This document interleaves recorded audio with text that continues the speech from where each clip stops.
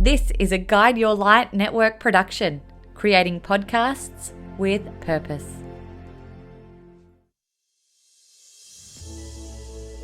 Hello, I'm Maritza Barone. Welcome to the Things You Can't Unhear podcast. Has there ever been a moment in your life where you heard, read, or were told something that you simply could not unhear? Something that made you stop in your tracks and helped you to see the world differently in some way, a better way. On this podcast, we create those life-changing moments for you through interviews with some of the world's most profound people around the globe. We explore groundbreaking ideas in health and well-being. What we're really doing is getting to the root cause of your symptoms. And often we find that that is an emotional block that we have been carrying around in our body that's become almost crystallized and created a physical symptom. Relationships. And for women as well, when I talk about respect, it's called respecting yourself, which is don't overgive.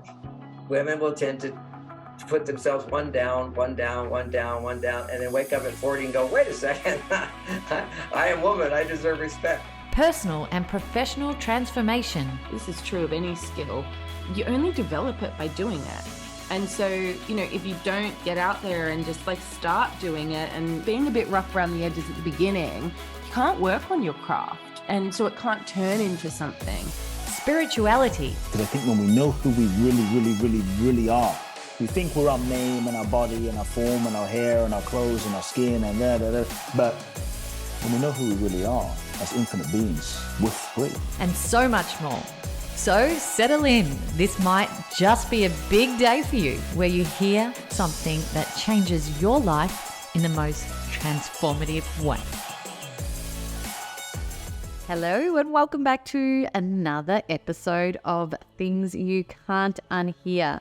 Now, it depends on where you live, of course, but football, where and when I was growing up in Melbourne, Victoria, in Australia, was the AFL, the Australian Football League. And the team that I followed from the age of 13 was the Carlton Football Club.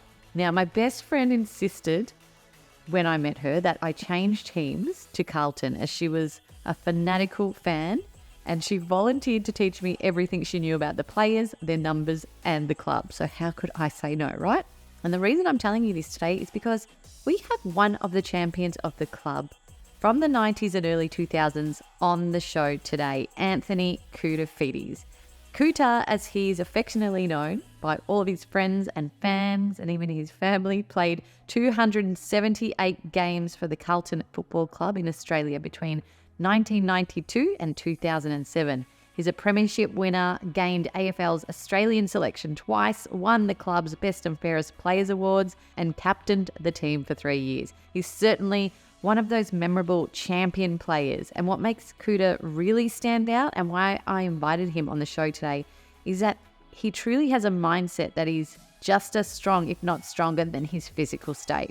And that is really the key difference that takes you to the next level as an elite sports person and a professional football player and athlete. Now, he continues to take the skills that he's learned during the game and his career into his life today and leads and inspires others with all of the lessons that he's had during his colourful career. And in this conversation, we talk about, of course, that mental aspect of being an elite athlete, plus some of the challenges he had early on in his career and what it meant for someone to believe in him and see his talents.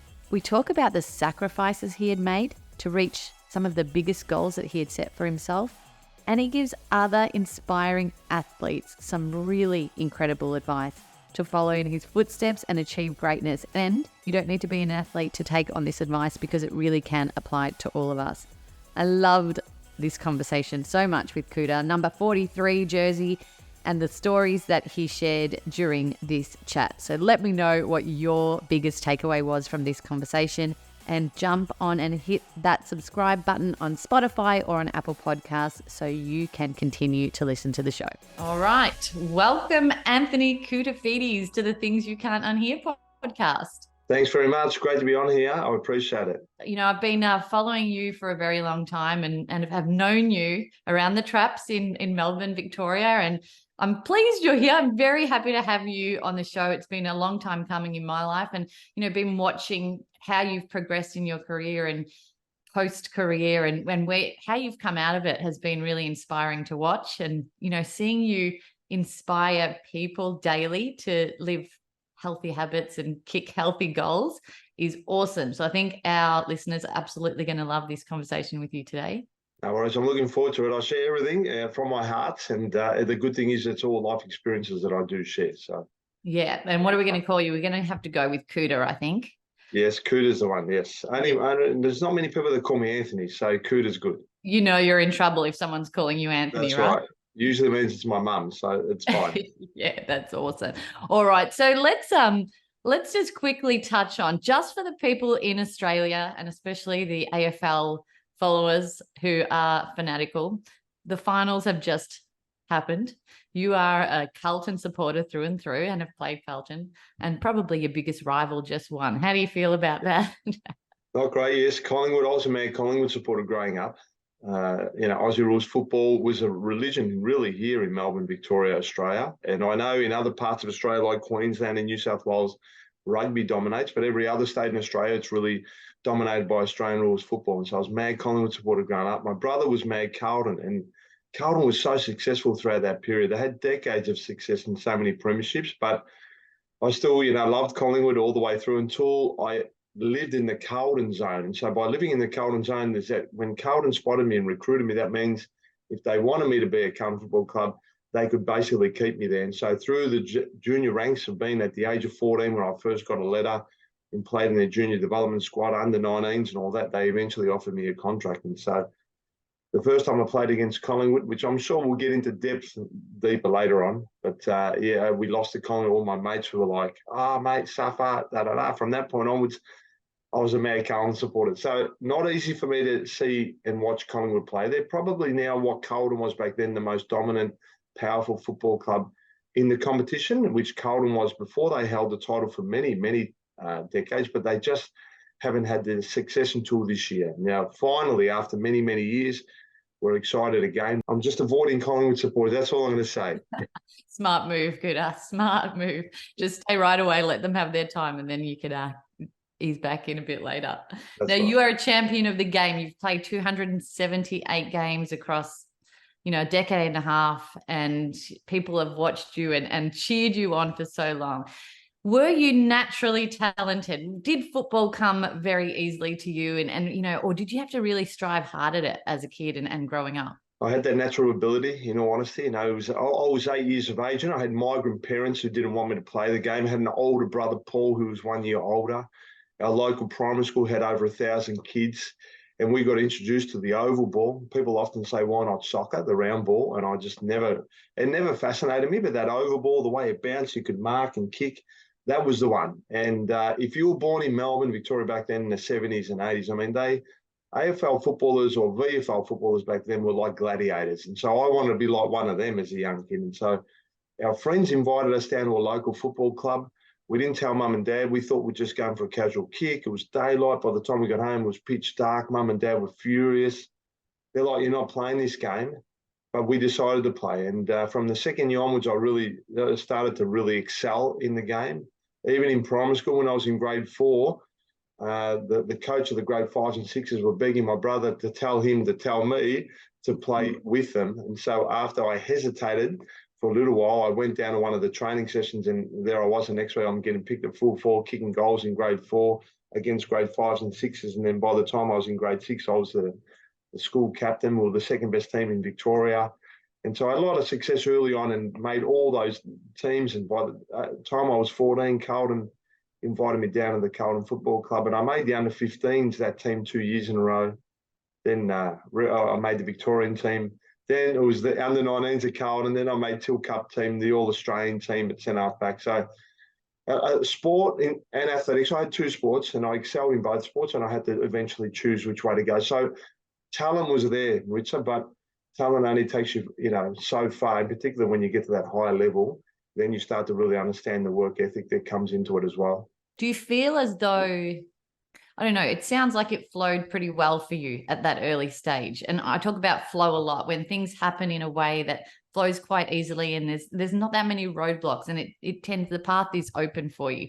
Do you feel like that happened for you? Do you feel like it was your purpose path that you were on? It was definitely sport. I mean, school to me was, enjoyed school, play with your mates, but I'm never too serious in my study, although I passed year 12 and did all that. But sport to me was the focus. And yes, everything came a lot more natural and easy for me than what it was for some other people. And I know during high school, during peer group, pressure, and when some of my friends decided to go a little bit that way or that way, and I was like, if I go over there, my dream's a bit over here, I can't go, I can't sway, then I just sort of stuck thick. And luckily I did. And it was that sort of the disciplines that I had when I was younger, not doing those things that I shouldn't have done, probably was the reason that got me there, but also talent as well. The problem is with talent, though, is that when things come easy, it's the guys underneath you that are working harder and you don't realise.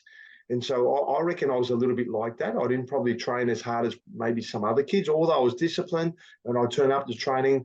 There was more that I could have done. So maybe I would have been better ready for the AFL sort of senior system. But I really got no help from anyone. I mean, my parents didn't really know too much about sport, but in particular, Australian rules football. There was no guidance. Not like me that I can go and help my kids. I didn't really get a lot of support in that sort of way. And so by the time I got to the senior ranks, footy and everything, it didn't come easy for me. It was the complete opposite of what my junior career was like. And so, yes, everything flowed and everything. Like I got an invitation to an American Division 1 college for my athletics as well. I had the Australian record in hurdles. I was an Australian champion high jumper until Tim Forsyth came, multi-event. Like I had the two sports basically. And but eventually I had to choose. And I chose football. And I know that was the right decision to make because all the athletes that I competed with back then, I mean, they finished their career. They're probably, only a handful of people still remember them. Whereas me, I'm still so blessed and lucky. I get, constant beautiful messages from supporters and even opposition supporters that, reach out and tell me how much they admired me. And I do all these footy talks. Life is unbelievable still because of, I chose the Australian rules football. So I'm very blessed. As a young kid, what made me different to anyone else? And as I speak to the recruiter who first seen me playing out at Layla Football Club, who was then, he was associated with the Carlton Football Club. He was our property steward ever since I remember. He became like one of my great friends and I love him dearly. And when I retired, as I said my farewell speech and I was going okay, and I looked over to him and he was crying, I started bawling my eyes out as well because he meant a lot to me. He was the first one that spotted me out as a junior, and it was my athleticism. It was I could jump. And because I did athletics, I was quick and did all that. And I didn't maybe, in terms of footy skills, I was probably a little bit behind, maybe a lot of other players because I never really got taught anything. I taught everything myself, went down local football, whatever. No one taught me how to kick the footy. Everything was taught myself. But I was a skinny kid and growing up, like really skinny. But I was shredded, like I went to the club, I think I had less fat than anyone else. And so I already sort of had that shape. And then at the end of 1991, when I was on the list and I didn't get a game, I was at the end of the season, I was like, I have to do something about this. And I started hitting the weights. And I fell in love with weights because all of a sudden I put on 6, 7, 8 kilos. And all of a sudden you start to fill out and everyone's like, wow, look how big you are. Look at the size you are. And you know what it's like? You go down to the beach and people are like, oh my God, So I got a little bit excited by that. And I always, in the back of my head, I always wanted to stay fit and healthy.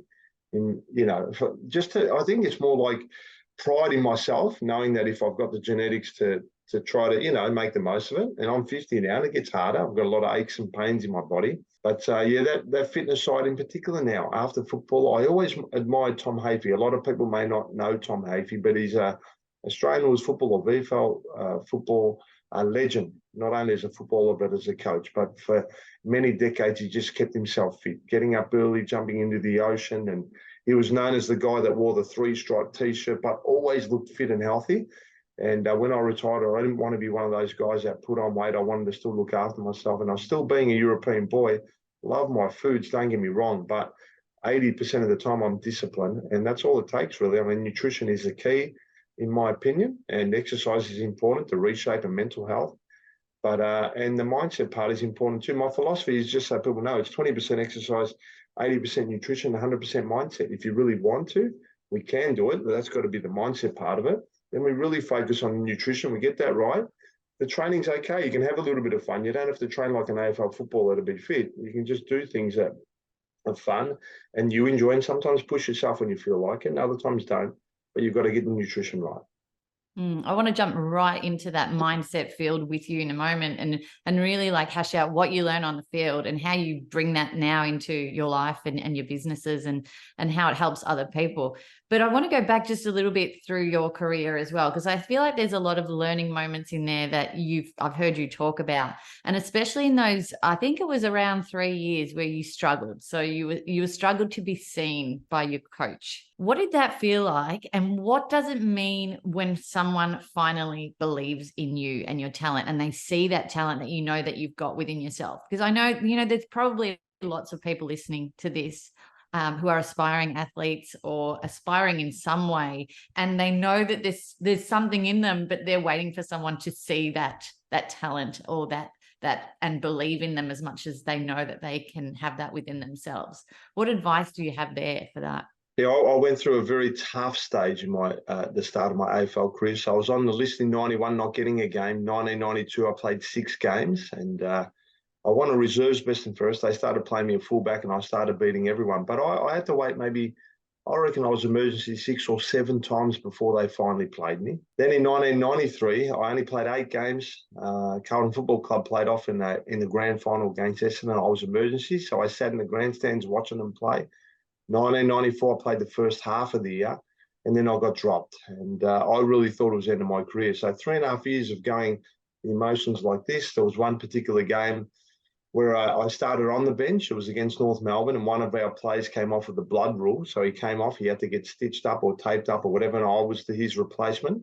And as I ran on the field, the runner came up to me about a minute in. I just basically ran on the field, and he said, Parko, who was our coach, David Parkin, he said, Parko wants to know if you want to play today. And I was just like standing there, and I think internally I was probably crying. I'm thinking, but I didn't understand what he wanted from me. And so a minute later, they called me again when my teammate got stitched up or whatever, he got patched up, and he went back out in the field. I was put back on the bench, and I never played for the rest of that game. And so if people think my career was easy, I go through moments like that and admire myself to be able to push through that sort of stuff, because it was belittling me. It was a bit like I went out there, of course I'm going to try. My dream was to become this phenomenal player. My dream was to become a regular picked senior player. I wanted to be the first one picked in the team, not the one that always missed out. And so I think my coach just didn't understand and see the potential in me like what some other people did. And I often think if I didn't get picked 2 weeks later after being dropped halfway through 1994, I could have easily, my career could have been ended, and I could have just gone back to local football and gone, wow, he was a great local footballer, but never would have achieved what I did. So let's go back, middle of 1994. If someone had said, Kouta, don't worry, everything will be okay. Next year, you're going to win a premiership. You're going to win best and fairest. You're going to make the All-Australian. You're going to win an MVP. And at the end of it all, don't stress, mate. Everything will be okay. You're going to make the AFL Hall of Fame. I would have said, you're freaking mad. You know what I mean? And I'm sure if I said that to anyone, they would have thought the same thing about me. 3.5 years in, you're lucky to even be on the list still, and still not a regular senior player. The club sent me off to go and see a sports psychologist. His name was Anthony Stewart. They asked me if I wanted to. I said, of course I do. I love this guy. He changed my life forever. He told me these words. He said, Kouta, I can, I will, you just watch me. And he said, I want you to buy a diary. I never had a diary before that. And he said, I want you to highlight every day. And you're going to write it. I can, I will, you just watch me. You're going to get a highlighter and highlight every day. And everything you do, you're going to be saying, I can, I will, you just watch me. And so I started writing things I had to accomplish that day, even if it was just to call people back. I was hopeless. So I started ticking off every day. And what it does is all of a sudden you go, oh, look what I've achieved throughout the day. Instead of the day controlling you, I'm controlling the day. And 2 weeks later, I got picked on the wing. And from that moment onwards, I never looked back. And so those words there impacted me forever. I was in the best players, I think, every single week after that. And all of a sudden, I started to get all this fame. People were in number 43. The chants of Kouta across the grounds, thousands of people chanting out Kouta, Kouta, started to occur. I think 95 or 96 in particular, 95 it started going. It was unbelievable. So my life completely changed. And so luckily I look back and think 3.5 years of heartache and pain was all worth it because I stuck it out. And so my advice to people is we're going to go through some low periods in our life. It's going to be hard and you wonder why, and you can't see the light at the end of the tunnel, but you just got to every day get yourself a little bit better. every day. Just work on yourself a little bit better. I'm no different to anyone else. I feel the anxiety, I get down on myself, all those things, but all I can do is just to try to better myself every day. And that's what I do. I work mentally there. I work physically because I know how hard life is. I've got 3 kids. It's demanding. I've got a wife. A lot of things happening in my life, but I just have to stay and keep myself together as best that I possibly can. Seeing that sports psychologist, was that a real turning point for you to realize that the mental game is just as important as the physical game when it came to being an elite athlete or just living generally a happy life?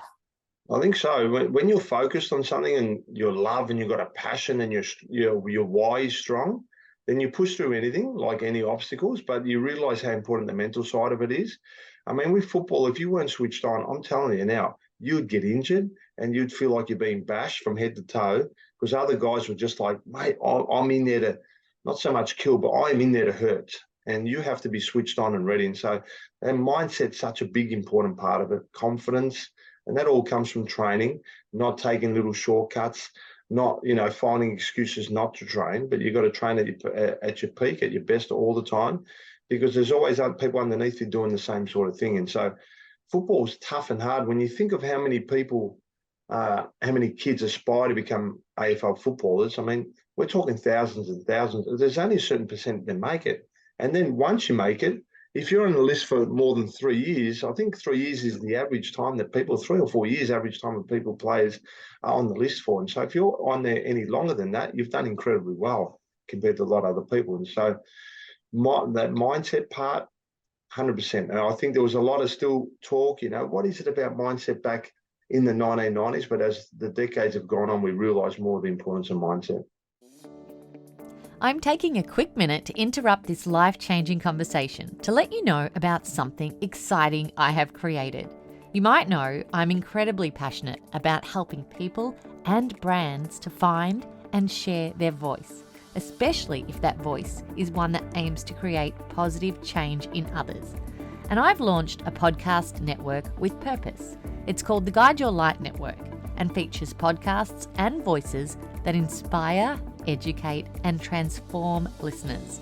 And we have a library of podcasts that are part of our network that truly embody that mission. And we're looking for more.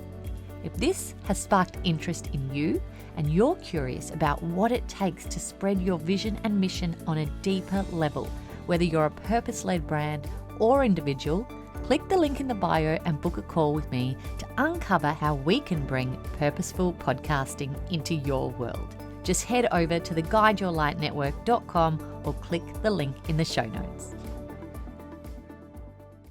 Yeah, I think mental health has become such a well-attuned term now. Back then, mental health was probably seen as a negative. You're having mental health issues. It was seen as more of a negative where you needed help and assistance. Now it's welcomed. Now it's celebrated, and now it's an important part of, and thank God for that, is a important part of most people's lives, is making sure that their mental health is strong so that they can go and achieve all of those goals that they've set out for themselves. And I love how you used it as a goal setting tool in your practices and use almost like affirmations. They were positive affirmations that your coach gave you. Do you still use those today? Yeah, I do. And I read affirmations, almost daily. I'm not going to say daily, my goals and all those things, because I think it's important. Speaking positive, being around positive people, because sometimes you can get caught up with gossip and things like that. It's not good, for your mindset. And they always say you're the average of the 5 people you hang around with. And so I always try to hang around with positive people, because if people are negative about their health, it just drags you down as well. And so it's a tough one, because you try to be there for everyone as well. Don't get me wrong. But I like to be around positive people that have aspirations, that have got big goals, that are driven. And they're the people that inspire me to continue on. And sometimes they may look for that on YouTube or whatever else that I may look at. And I'm sure other people utilize that as well. But there's so many things out there that can help us with our mindset. But I think it's important, I've learned now, because the phones can be very dangerous, that in the morning I try to get up and meditate first, even if it's only 5 or 10 minutes. And my body's so sore from football now, being 50 years of age, is that, my shoulder, I need a replacement there. Eventually I'll probably need a replacement in my hip. But I try to stretch daily as well. So I try to just stretch to keep that flow, and you feel good when you can move a little bit better. Otherwise, I'd feel like a tin man. And then, I try to read every day as well. So it's just my time, just get up a little bit early. I was never a morning person when I was younger, but you know what? I've made myself a morning person now. And anyone who tells me they can't be, that's just them telling themselves, because the body can do whatever you really want it to do if you really want to. And if it was life or death, I guarantee a majority of people will be able to get up early in the morning, right? Maybe easier for me to say than other, I don't know. But get up early and start the day right. I think that's a really important thing to me. Get that right before you start to, get on your phones and do all that stuff that we do on social media. Are you passing all of this wisdom on to your children as well? I'm sure they're loving it. Teenage kids, they're probably just taking what they want and leaving behind what they don't. You know what they're like, dads like their dads, whatever. But I'm sure I was probably like that with my dad too. And not to say that he taught me a lot in life, but I look back at him and think some of the things that he told me when I was young have stood the test of time. And so hopefully the kids, and the one reason, Maritza, why I try to keep myself fit and healthy is because I see myself as the leader of the family, and I want them to go, look at my dad, man. Like, he's still at 50. He's trying to keep himself fit. He can't do what he used to do. I can't jump. I can't sprint. I can't lift heavy weights and do all that, but he's still fit for his age. And so I want them to look at me and go, mate, I remember my dad. He used to get up early, used to meditate, he used to stretch, he really looked after himself. Maybe I should do that. I lost my father at a young age. It was 25 years ago. I was 25, and I just won a premiership in 95. It was the greatest day of my life. And that entire year was as a 22-year-old. But then 2 and a bit years later, my father got diagnosed with cancer, and 3 months later, he was gone. That was the most difficult period of my life. That's when you talk about maybe I was depressed without accepting that I was depressed, because I don't like to use that word, because I'd rather go, okay, I'm going through a little bit of a down period in my life, but I'm going to be able to push through it. And we didn't really know too much about depression back then. But if back then it was acceptable, I probably would have had a month or two off from football, because that's how bad I was in a mental state. But I'm glad I didn't, because by just turning up, being around that environment and people around me, it helped me push through that time. And I became, I'm not going to say alcoholic, but I turned to alcohol a lot more than what I had been previous. We all drank back then, and I don't really drink anymore, but back then we did. But I got to a period where it was one game where I finished, it was one of the worst games I ever played. And that was in Perth against Fremantle. And in the Herald Sun, Mike Sheen wrote an article to drop Kouta. And by the time I landed in Melbourne, my 2 greatest mentors was Wayne Britt and Barone Mitchell. They seen stuff in me that no other coach did, and said, you've got this player that has this ability that can do this, and that.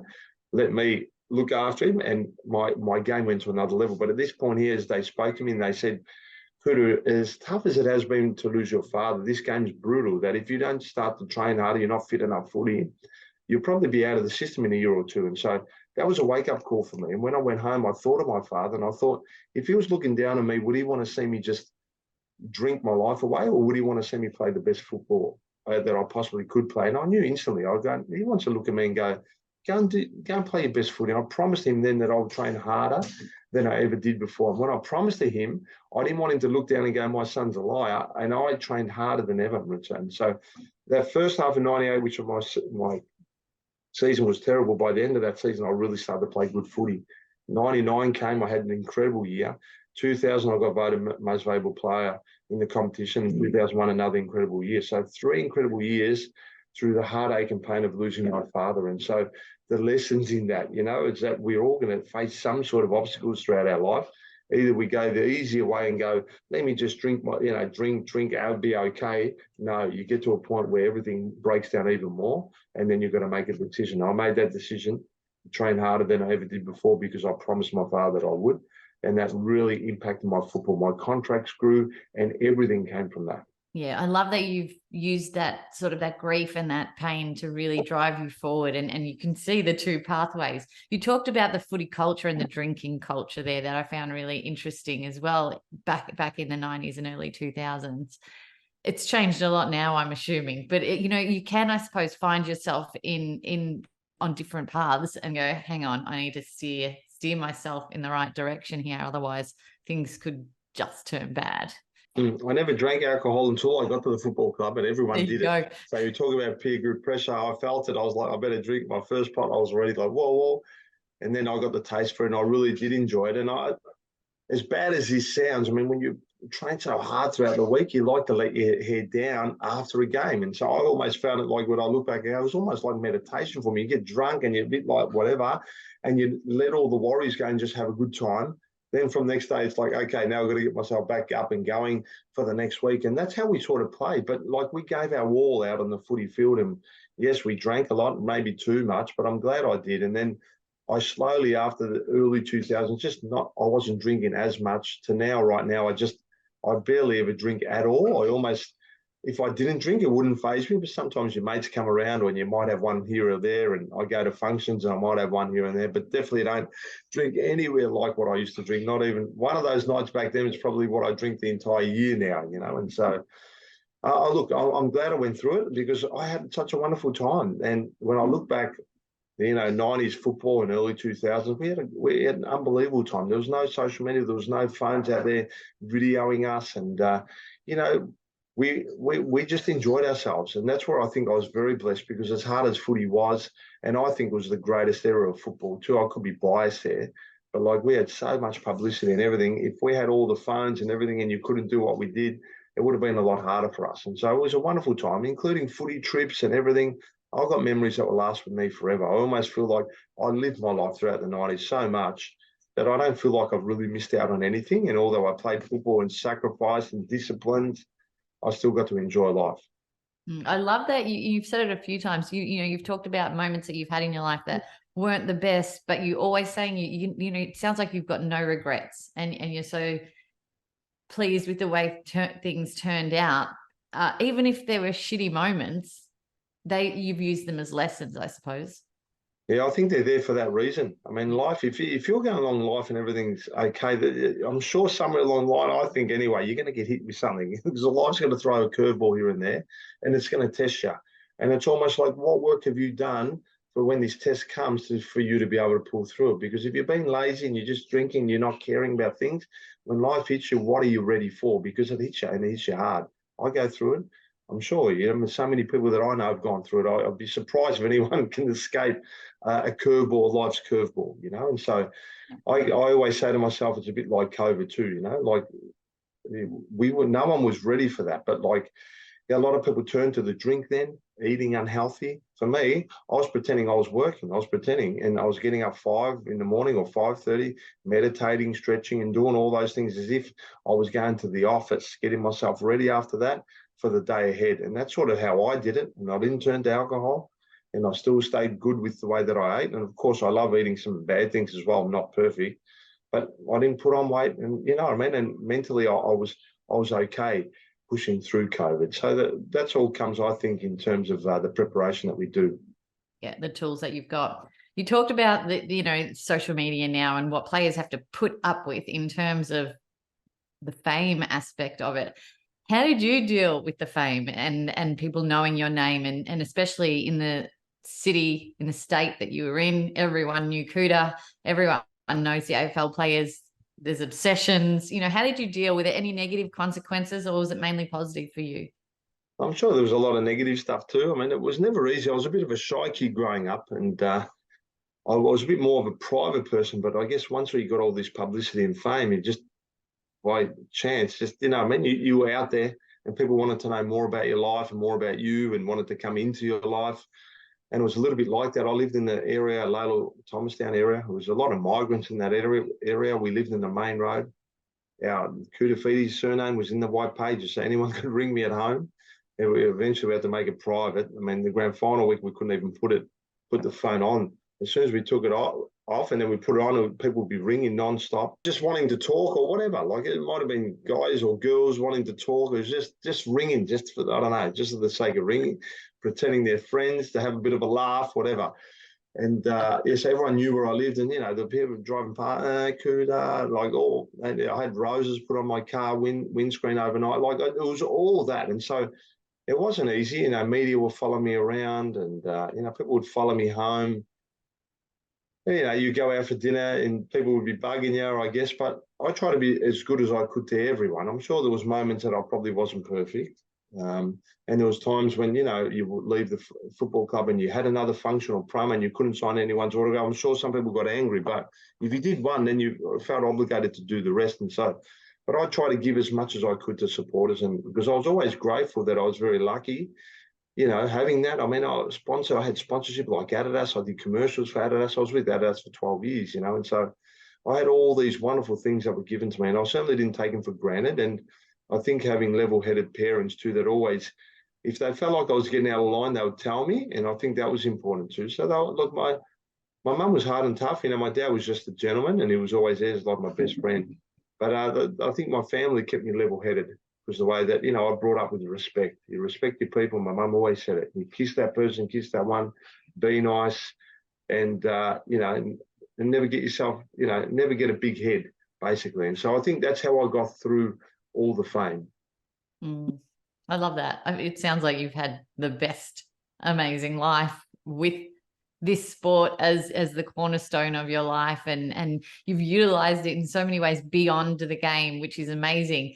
How are you living now? What's life like now? What are you working on, and what are you passionate about? Oh, I've been doing the Koutoufides business with the Herbalife products now for 12 years. I mean, these products basically changed my life 13 years ago when I was really unwell. And so although people may look at me now, we all go through our health challenges also. And so after I finished football, I was a little bit like a lost soul out there. I was like, what do I do with my life? I thought I was ready for the footy world after footy world. But life wasn't as maybe generous to me as maybe what I thought it was going to be. No football club wanted me to go back. And so I was really out of that game that I love dearly, that sporting arena. And I was working for a car finance company. My boss was so generous and a really nice guy, but I wasn't overly happy there. I think I needed goals back into my life, where I could strive, where I knew I had to get myself better, face those challenges again, and overcome those challenges. And then all of a sudden you feel that joy again, a little bit like football. And so the Herbalife products really changed my life 12 years ago when I got on them skeptically. I was eating organic food before that. Nothing helped until I got on Herbalife. And so I fell in love with the products, and I started the business also because of it. And now I've helped so many people throughout the last 12 years. So we incorporate that with whole food eating. I don't say don't eat because mum was Italian. My dad was Greek. He was Greek Cypriot, but born in Egypt. And so I grew up with those sort of influences. But yeah, I've helped a lot of people, whether they want to lose weight, whether they want to gain weight, and it's more, and the energy part, which is a big one as well, and general health being. I do that through Koutoufides. I train like groups.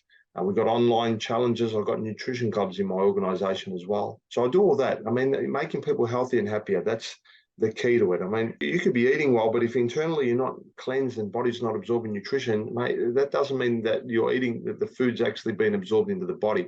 So that's crucial as well. I don't complicate things. I've never weighed my food. I've never calorie counted. I just really enjoy my life. I smash Herbalife. I eat the foods that I love eating, and that's how I do. I still eat pasta, pizza, and all that. I avoid those junk food stuff. But one of my best mates, Ange, has got his fish and chip place. I still have dim sims, potato cakes. Mate, I have my gourmet hamburgers there.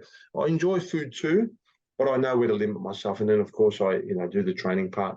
And then also, Maritza, I've done a lot of talks, in particular the last couple of years, footy stuff or business talks. I've been inundated with a lot of talks lately, which has been an absolute blessing for me. So working from home with my Herbalife business, having no boss, has been wonderful for me to be able to have another love of my life, and that's to get out there and talk to people. And so I do a lot of footy talks, try to inspire these young kids to get themselves better. If they've got that dream, to just continue to pursue and persist. And no matter if people tell you can't do it, I've seen it. I've seen it in my own eyes. People with not a lot of talent go and make it. I've seen people with talent fade away because they didn't want to work hard enough. So there's a lot of things that I've seen in my life, but the talking part of it as well. In terms of business too, I mean, the things we learn in football apply into the business world as well. So it's the same sort of thing. And so I do a lot of that. So I do feel like I'm very blessed in what I do. I don't want to stop. I want to continue to get myself better though. I don't feel like, oh, look at me, I've made it. Have a look, I look how grand it is. I'm like this, like anyone else, but I continue to keep working and want to get myself better. And I feel like I've still got so much more to achieve. Yeah, I absolutely love that. And just before I ask you something else, it's interesting to note my children are the exact same racial mix as you are. So they're half Italian, half Greek Cypriot. So You never know what type of champions I'm about to breed. This is exciting stuff. That's right. Just remember, I was the original, all right? I tell You people, were the reach original. your toes, I always say, remember, I was the original, okay?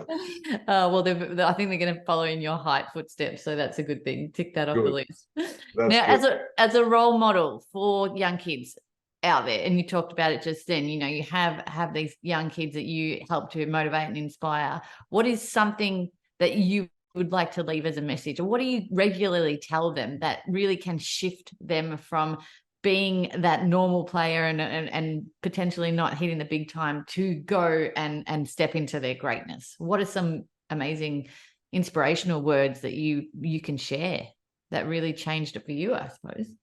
Yeah, I think they've got to have belief in themselves. And like what I just said before, I think people would tell you, some people would tell you, you'll be okay. Some people would tell you, mate, you're wasting your time. It has to come internally. You have to really believe in yourself. You know, you got to dream big. Go to sleep thinking about football, wake up thinking about football. You know, do something every single day. If it's just, you know, get up in the morning to just have 100 kicks before school, or I used to do skipping, and I used to stretch too when I was younger as well, because, you know, I wanted to make it in the AFL.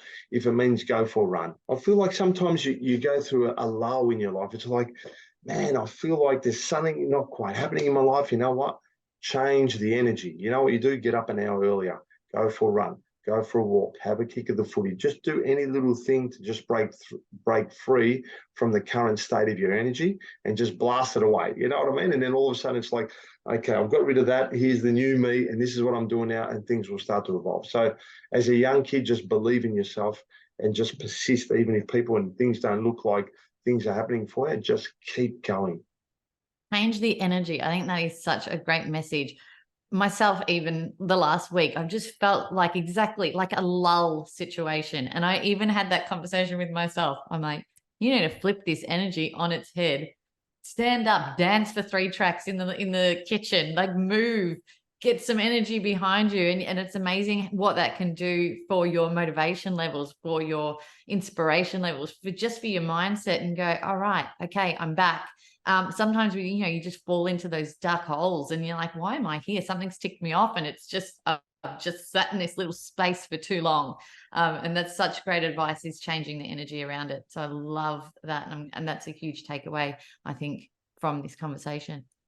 Yeah, the good, even when you think of like gym workout, for those that do gym, I mean, they do 6-week cycles or 8 weeks, or they might do 4 weeks. But like after a certain period, the body gets used to it, and you're not going to grow if you don't change your program. It's a little bit like us too. If we stay the same, my routine's the same, then the body doesn't grow. Sometimes we have to throw ourselves a curveball and just do whatever. I mean, I incorporated cold showers maybe 4 years ago. I don't like them. Believe me, I hesitate sometimes, but it's like, just get in there. You know what I mean? It's just out of your comfort zone. So if you feel a little bit funny, mate, just for the next month even, just have cold showers. You know what I mean? Just change things up and just get the body a little bit uncomfortable and out of the normal. That's how I see it. And then that way things will start to change a little, because it's there. It's the mindset. It starts to think a little bit differently. But it's so comfortable in our comfort zone. It's so cozy here. It is. Right? That's the problem. That is the problem. We like to stay there, but we've got to tough it out sometimes and do some stuff differently. Now, I saw on your Instagram that you love to go for long runs and you love to listen to YouTube videos and inspirational content. What are you plugging into your ears when you're doing this?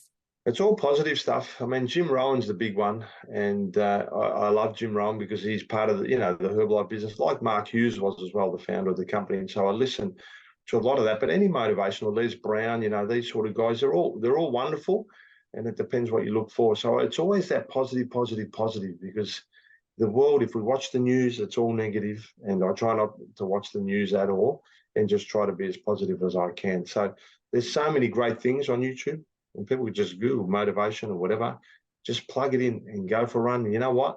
Put some gratitude stuff on as well. Sometimes I just put gratitude, be grateful, and just run with a smile on your face and just see how you feel after that run, just to do something different. I think it all helps. I don't have the perfect formula for anyone. If I did, I'd be sitting there probably at the Bahamas somewhere, cruising in life. No, I've still got a lot more to do, but these are the things that I do to incorporate to get me through life, through the challenges that I face. And we've all got kids. I've got 3 kids, and they're all different in their ways, and so much time and effort into them and so much time into the family. Sometimes we need our own time as well.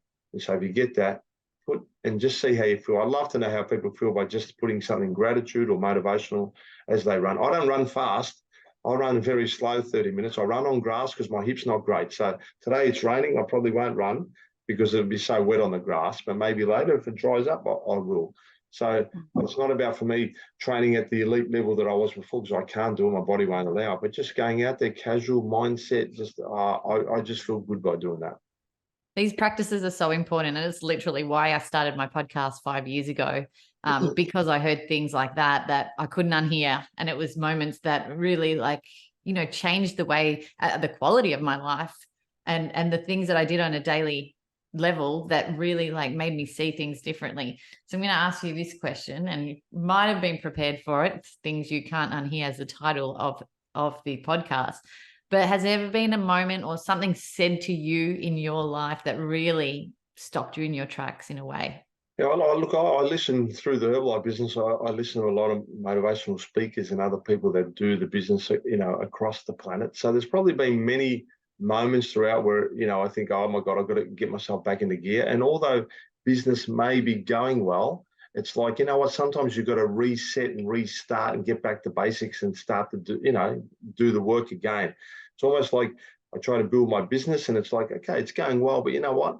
I can build it again. And so there's many moments throughout there that I listen to people and think, okay, if I look at myself as a leader and people are looking at me, am I leading the people the way that I would like my leader to be leading? Or am I not doing the right thing? And so I try to do everything that I possibly can in that sort of way. So if I feel like I'm getting a little bit out of line, I'm sure with all the talks that I listen to, they get me back on track. I mean, there's times when people would say, okay, if you want to fail in this business, this is what you need to do, blah, blah, blah, blah. So you look at those things and go, 7 out of 10, I'm going all right, but those 3 there, I can get a little bit better. I think there's always moments, Maritza, that I look at myself and go, you know what, I need to get better in this way and that way, because you lose a little bit of something in some sort of way and you start to just, go along the wrong path. And so I don't know if there's one particular thing. I think there's many moments throughout my life I look and go, okay, I've got to get myself better here in terms of even sleeping at the right times, an hour before bed, not trying to get on your phones, just things like that. I always try to, do a bit better. I fade at times and then try to get myself back online. Yeah, well, you're kicking goals still many years on, and I'm loving what you're putting out there as a motivational person yourself that people can learn and grow from. Thank you so much for everything shared today. Everyone, change your energy if it is not working for you. I absolutely loved that sentiment, and I think it's so important. We are, in control of what we've got in front of us a lot of the time, even if we think we aren't in control. And by little micro shifts like changing our energy and choosing to do that, you're going to see a huge difference. So thank you again, Kouta, for joining us on the Things You Can't Unhear podcast. My pleasure. Thank you so much for having me on, and all the very best. Thanks for listening to the show. What did you think? And what did you feel? Let us know by leaving me a message on the Things You Can't Unhear Instagram community page. And if you can, give us some ratings love on your favourite listening platform.